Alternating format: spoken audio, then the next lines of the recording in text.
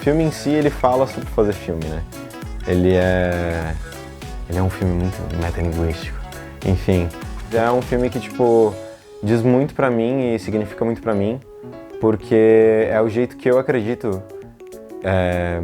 é como eu acredito que a gente deve fazer cinema independente.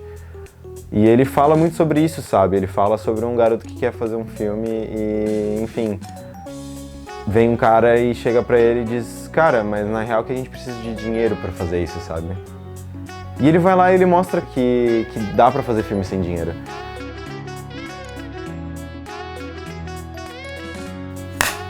Take one.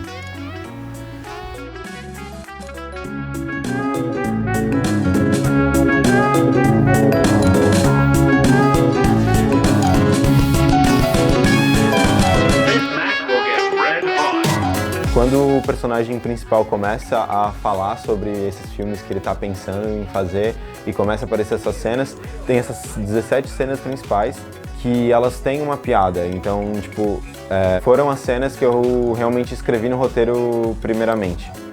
E todas as outras cenas, todas as outras 35, se eu não me engano, eu não tinha escrito primeiramente no roteiro e a gente só definiu essas cenas quando a gente chegou, sentou com a equipe de arte e a gente falou o que a gente consegue fazer com o que a gente já tem. Então a gente reutilizou muitos dos figurinos das próprias cenas principais, a gente arranjou outros, a gente foi atrás, o máximo que a gente conseguiu achar em casa ou pegar emprestado de amigos a gente fez e a gente gastou o mínimo possível com isso.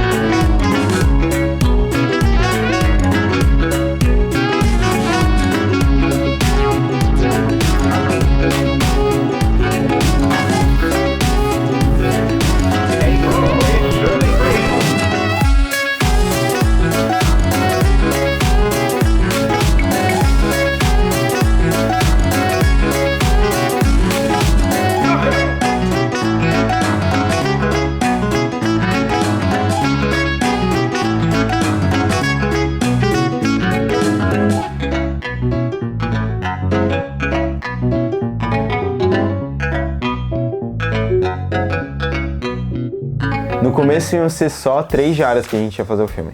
As 2 primeiras a gente iria usar para fazer todas as cenas no chroma key, todas aquelas cenas pequenininhas, e a terceira diária a gente ia usar para fazer toda a parte do escritório, que é basicamente onde se passa grande parte do filme. A gente chegou no final dessa terceira diária, a gente percebeu que não ia dar mais tempo de gravar as cenas, e a gente decidiu fazer um hiato entre o final de 2018, a gente voltou em 2019 para gravar só as cenas do escritório daí. Inclusive, a gente tinha essas 3 diárias fechadas, que seriam as 3 diárias que a gente iria utilizar, que a gente gravou tudo numa empresa de alumínio, que era basicamente o lugar maior que a gente conseguiu, e tinha um galpão grande, uma sala grande, onde tinha uma cozinha, a gente podia cozinhar para a equipe, tinham vários puffs, então estava todo mundo confortável. E na maior parede que tinha naquela sala, a gente montou o chroma key, que seria basicamente onde iria acontecer a maior parte das cenas.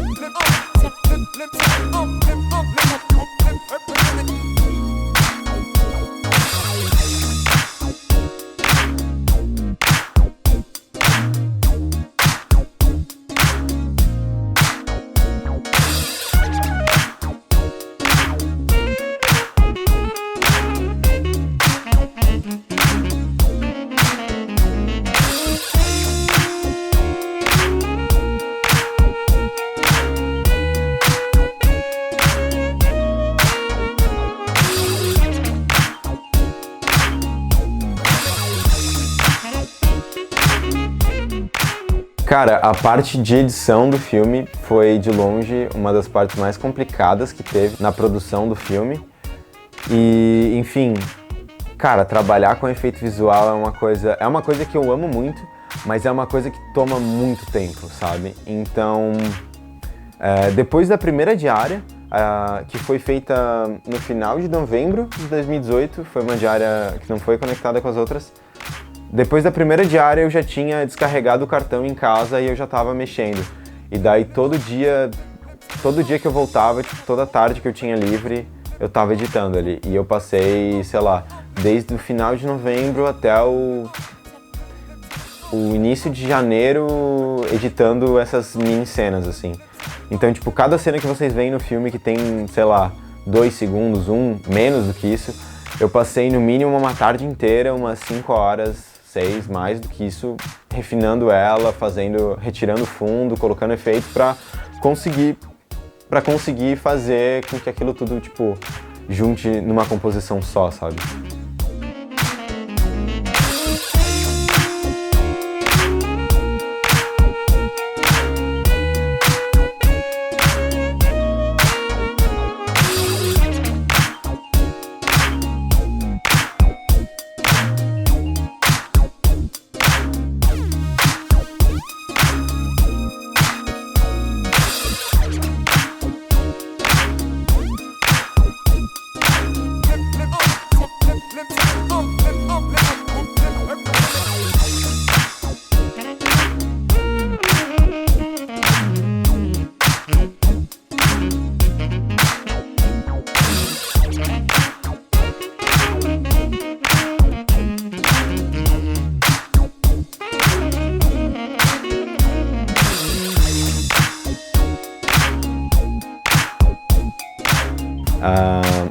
De longe, assim, uma das maiores franquias que eu amo de paixão é Missão Impossível.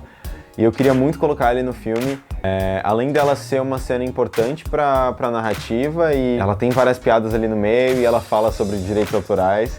Inclusive, eu espero que o filme nunca pegue direitos autorais, só tem, sei lá, 1 segundo da trilha de Missão Impossível. Eu espero que isso não seja suficiente pra tomar um processo. Mas a gente pegou a capa Tuba amarela que a gente usou na cena do It e colocou em cima de um banquinho na frente do chroma key, e eu fiquei deitado em cima do banquinho e basicamente eu simulei como se eu estivesse caindo e tipo tivesse o movimento da corda tipo parando, travando, e eu tipo dando um soco para baixo. E depois eu basicamente animei tudo aquilo. A gente colocou uma corda amarrada na minha roupa e a outra ponta amarrada no teto. E a gente simulou isso e depois Cara, foi um saco, velho. Eu fiquei um dia, sei lá, 2 dias fazendo a máscara, animando frame por frame a máscara pra retirar a cadeira amarela. E depois foi só a questão de composição. Eu animei o vídeo caindo, como se ele estivesse caindo. Coloquei fundo, coloquei faísca, coloquei fumaça, várias coisas. Depois juntei tudo numa coisa só. E fiz a colorização. E, enfim, é uma cena extremamente curtinha, mas que eu gosto muito. Uma das cenas que eu mais gosto do filme.